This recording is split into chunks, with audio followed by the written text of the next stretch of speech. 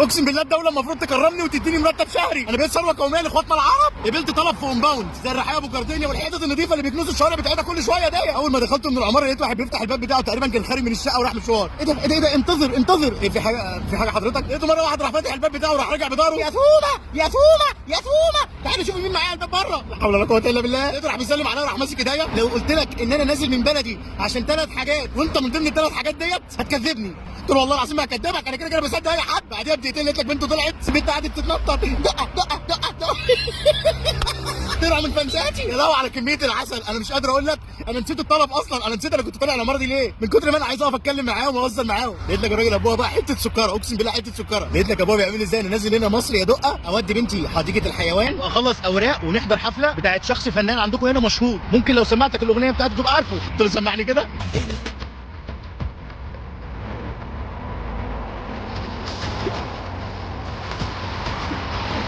قلت له يا عم عارفه محمد حماقي ده انا بحبه قوي. قال لي وتالت حاجه ان انا اطلبك وبتاع وتيجي توديني مشوار واتصور معاك انا وبنتي. قلت له ما شاء الله انت جاي من السعوديه عشان تروح حديقه الحيوانات وتتصور معايا؟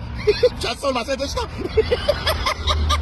قلت له طب دي عشان جارك اللي فوقيك قرب يلغي المشوار، انا بقالي 5 ساعات واقف معاك، اصبر اطلع اخد المشوار واجي لك، انت مسلي اكتر مني. طلعت اخد الدوسيه دوت من الشخص اللي فوقيه اللي ساكن فوقيه، ونزلت له تاني راح مش هيني بنته وقال لي تصور معايا. قلت له احنا الاثنين بصرف لينا، كنت متصور مع بنته وخلاص همشي. لقيته قال لي انتظر انتظر. انا والله اموت عليك، الله يخليك، واحبك الله يخليك، واعشق فيديوهاتك الله يخليك، واعشق اطفالك العيال كتير المكلفزين زيك ده. الله يخليك. ومراتك ايه ملا ما بتطلعش معايا في الفيديوهات، ايه بتعشقها هي كمان؟